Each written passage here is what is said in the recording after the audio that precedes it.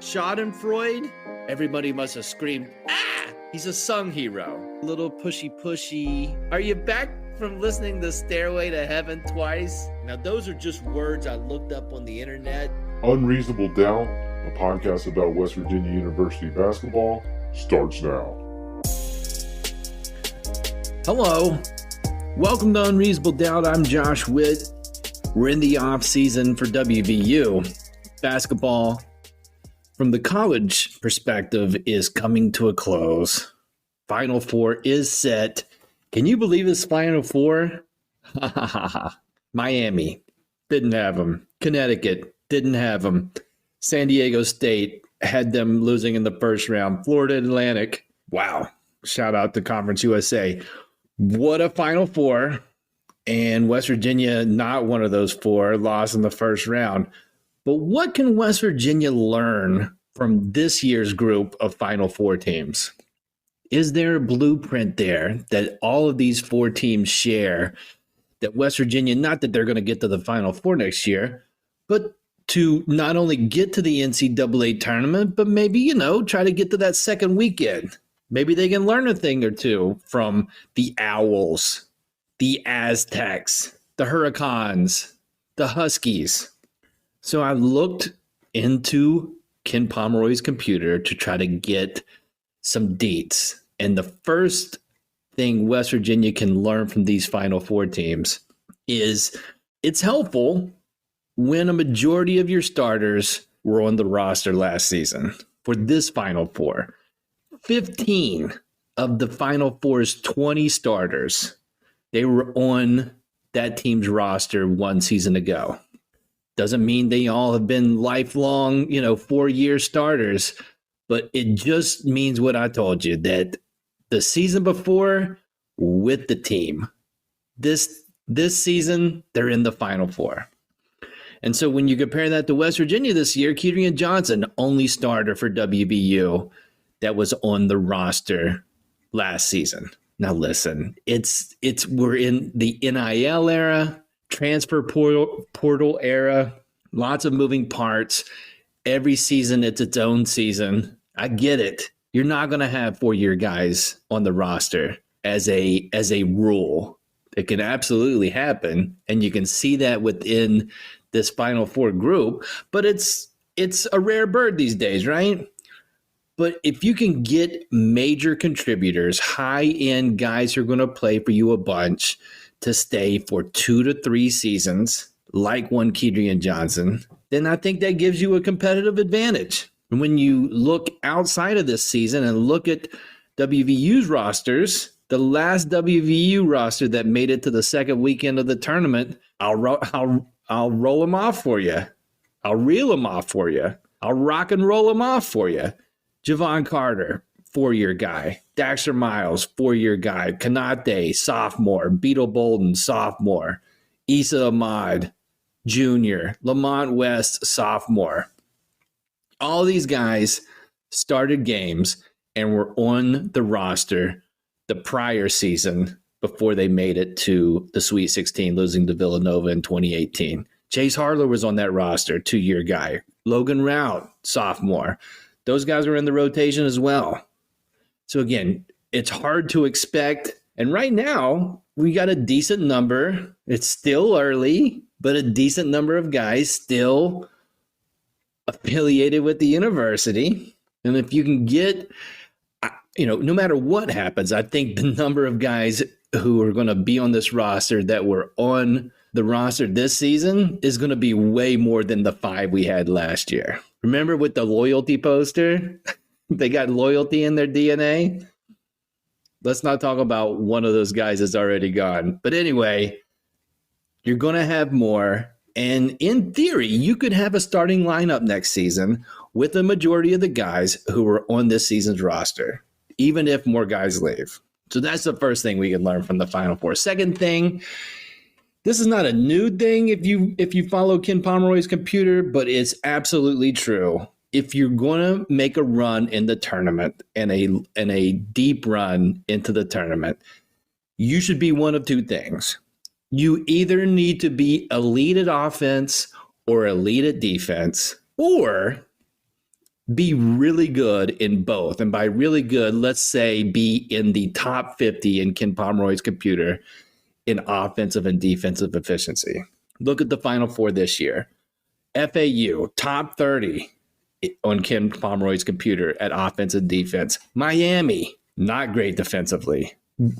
Elite offensively, number 4 in offense. San Diego State, flipping. Okay at offense, number 4 in the country in defense. And then Connecticut, top 11 in both, number 4 in offense and 11 in defense. So they're really good at everything. And that's the formula. You go back 10 NCAA tournaments. The only team that made the Final Four that didn't have an elite offense or defense or be the top 50 in both offense and defense, you got to go back to Sister Jean's Loyola Chicago in 2018. That coach is at Oklahoma now.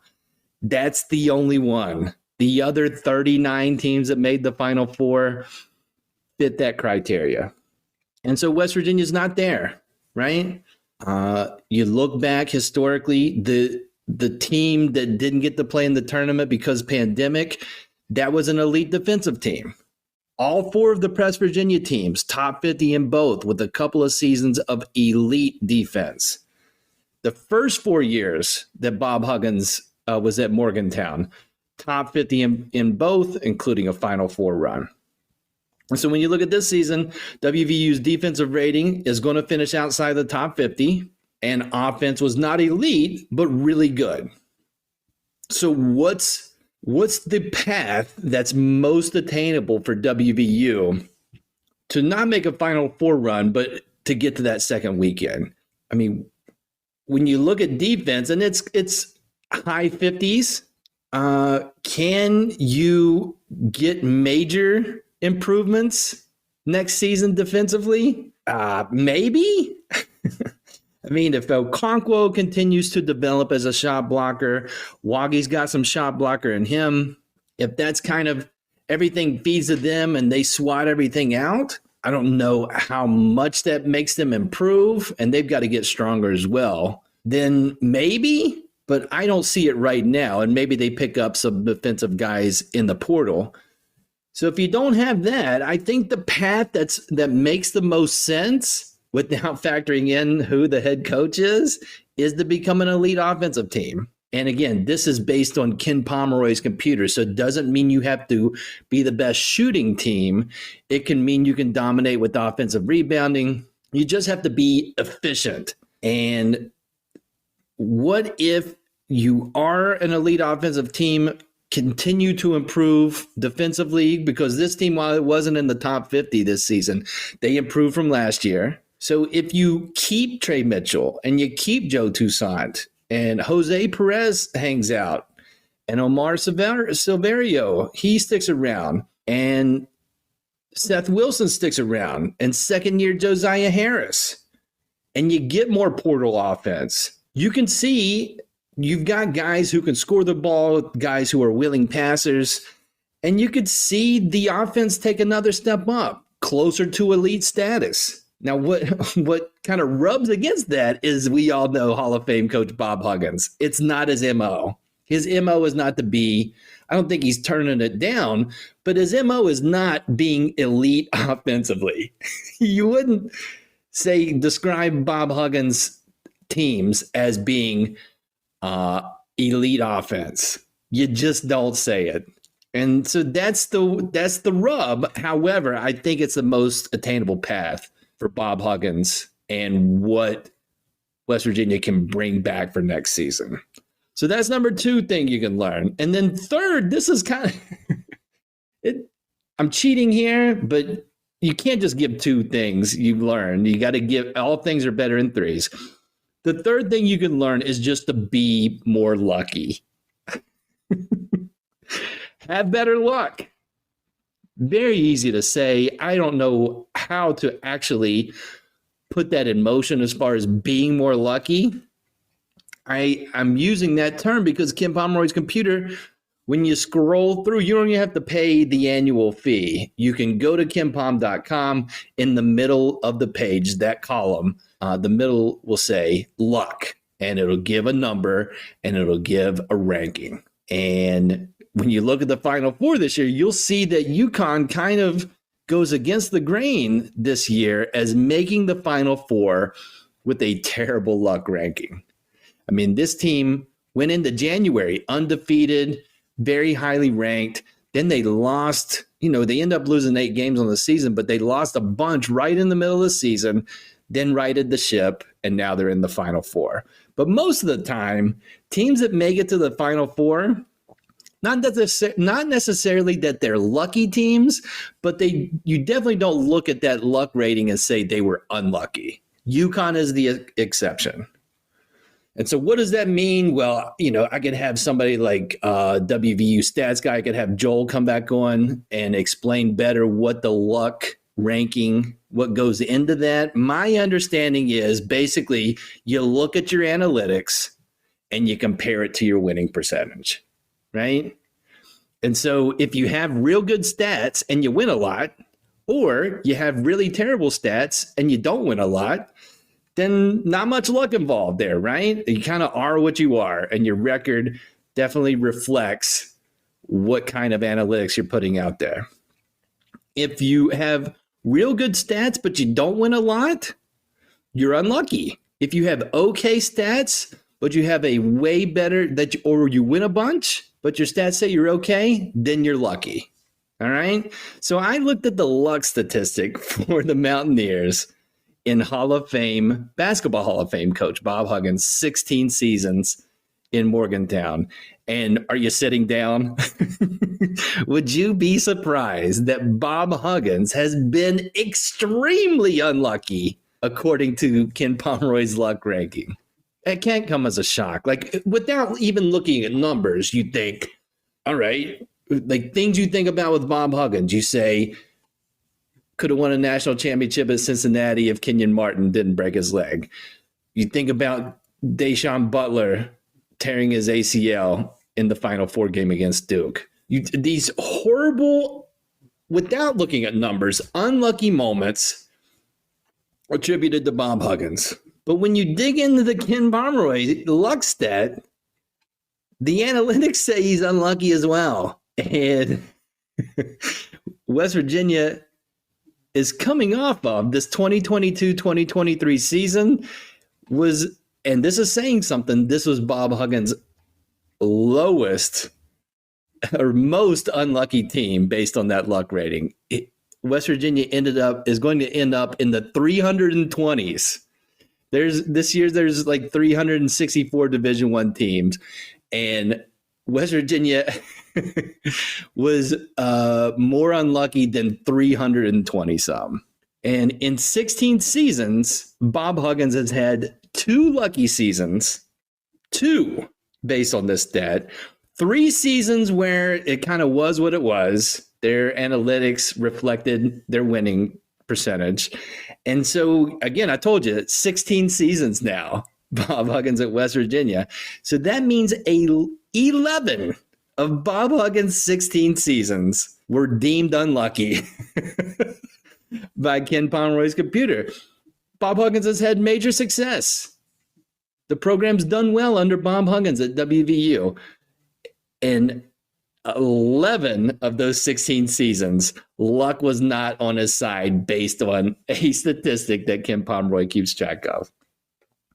So let's just say, and it fluctuates year to year as far as how many Division I teams, but let's just say on average about 350 Division I teams each season, 16 seasons, right? West Virginia has finished the season with a luck rating or a luck ranking of 214, 217, 221, 227, 280, 289, 294, 315, 321, and then the most unlucky season this season of 324. You can't make that up. I mean, I'm just reading the numbers. It's not even close as far as, again, one statistic on one statistician's computer. But those numbers, again, one rabbit's foot, right? 300s, you're walking under a ladder while a black cat is crossing your path, and you're stepping on every crack in the sidewalk. Like all of the and you headbutt a mirror. That's that.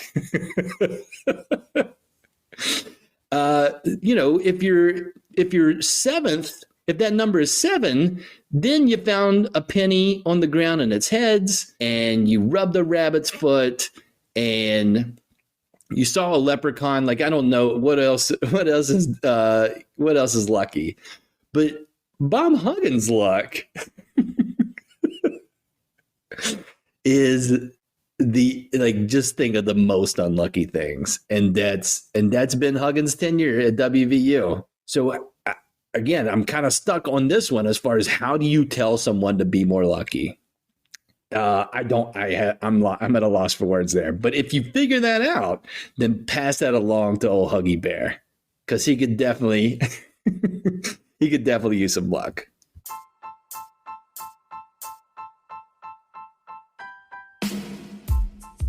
The biggest tournament in college basketball is underway, and the action is just getting started on DraftKings Sportsbook, one of America's top-rated sportsbook apps.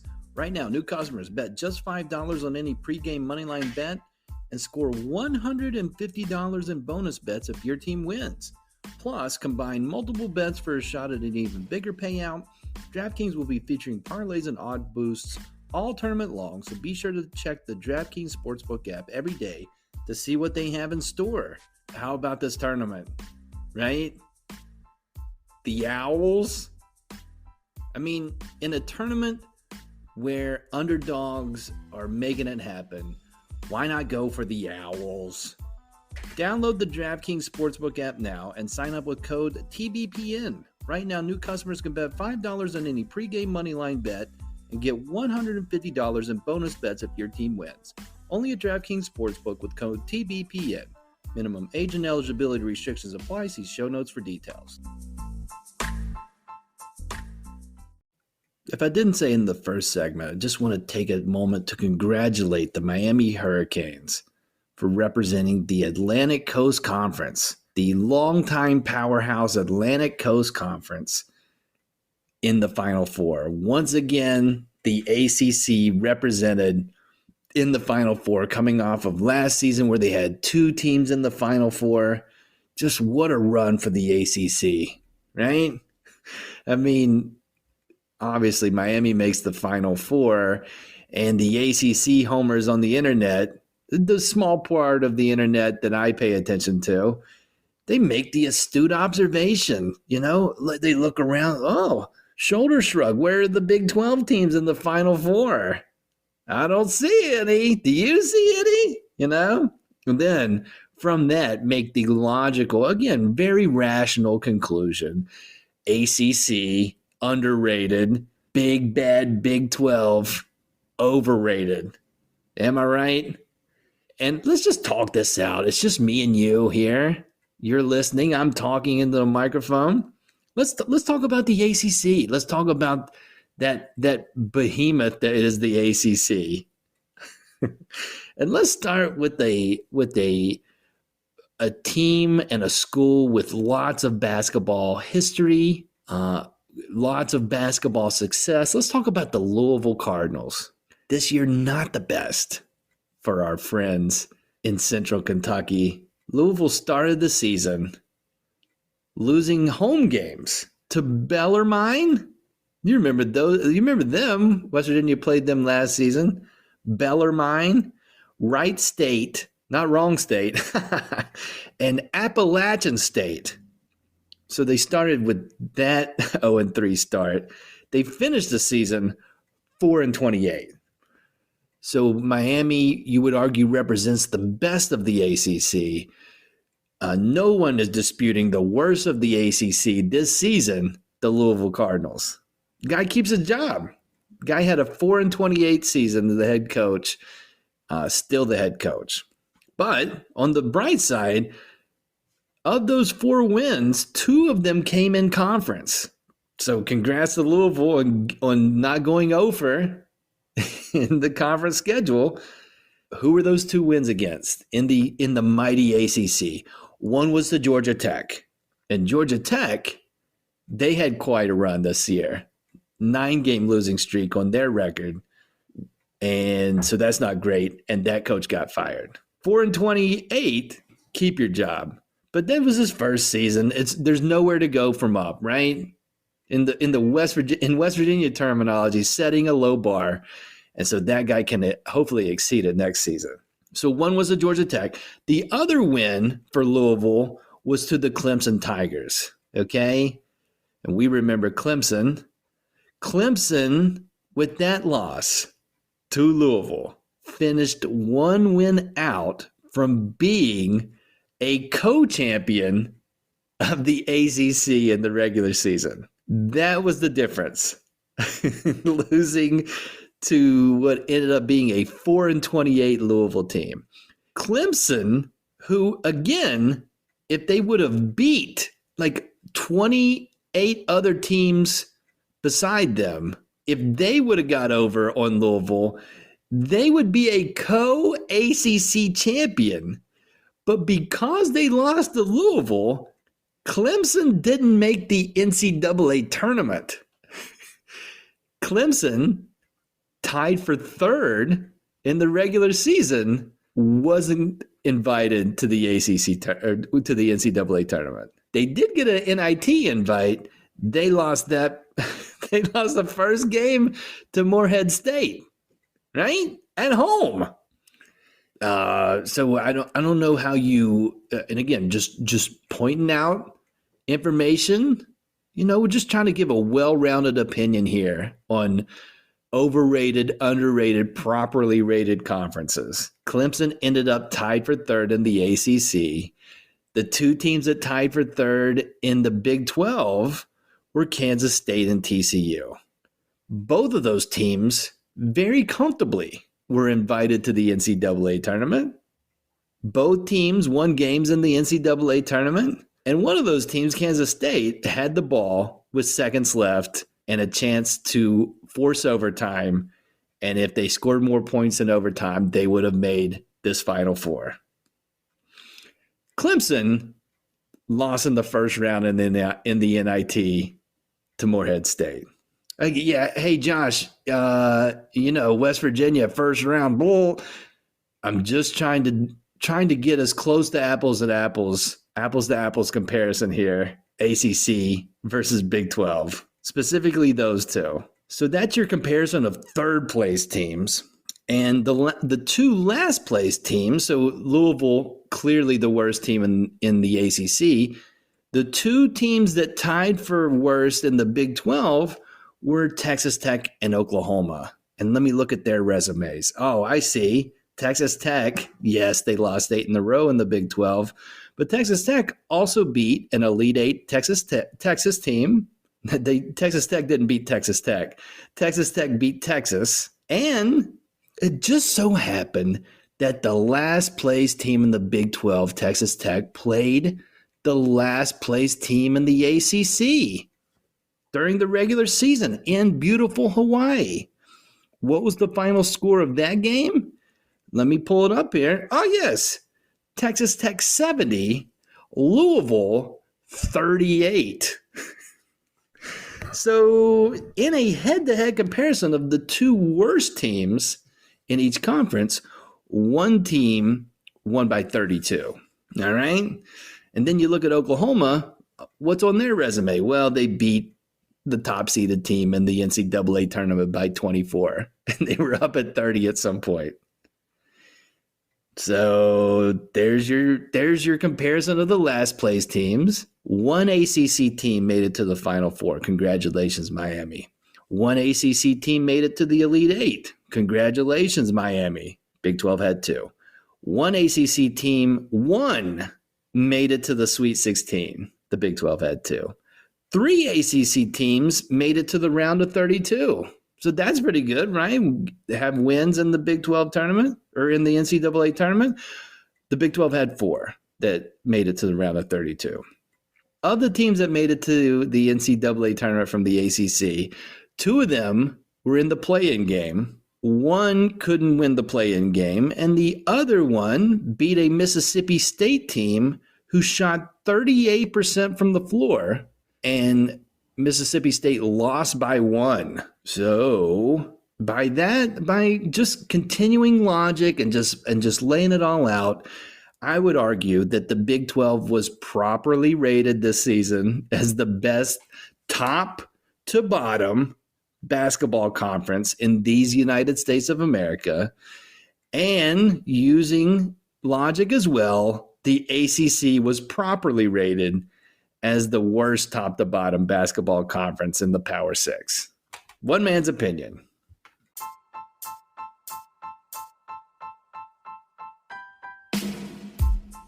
Are you on the Twitter? Unreasonable Doubts on the Twitter. Find stuff about the podcast and other takes that aren't on the podcast on Twitter at I'm Josh Witt. IMJOSHWHITT. Check it out. The Twitter. Final thoughts for this episode of Unreasonable Doubt. The number of Josiahs on WVU's roster has been cut in half. Josiah Davis is the second Mountaineer to enter the transfer portal this offseason, following Jamel King. Davis walked on this season for WVU. Didn't think he was making the actual roller coaster. He did, but didn't have a scholarship. He played 9 minutes in 6 games. He was the captain of the bench this season. Just top to bottom, from beginning to end, the best enthusiasm off the bench. I mean, Chuck Berry air guitars, kicking down the sidelines after made threes. Just a great walk-on season for Josiah Davis. And so I wish Josiah Davis the best of luck in his future endeavors. And listen, we're 2 down to the portal. The portal doesn't close until May 11th. So now we have portal openings and portal closings. We've got a month and change of the portal remaining open. So the losses probably don't stop there, right? I mean, how many more are going to leave? And I don't know the answer to that, but here's what I'd be shocked by. I'd be shocked if both Kobe Johnson and Seth Wilson are on the roster next season. I'd be shocked. It's possible, but I'd be shocked if both of them are back next season. I'd also be shocked if the fifth-year guys, the guys making fifth-year decisions, Trey Mitchell, Joe Toussaint, Jimmy Bell Jr., I'd be surprised if all 3 stay at WVU for their pandemic season. Those are the only 2 situations that I'd be shocked by. Nothing would shock me outside of that. Stay tuned. That's it for this episode of Unreasonable Doubt. Listen on all the platforms, or just pick one. Apple Podcasts, Spotify, Amazon Music, Overcast, YouTube. Until next time, I'm Josh Witt. This has been Unreasonable Doubt. WVU for the 2022-2023 season, they had 19 wins and they had 15 losses.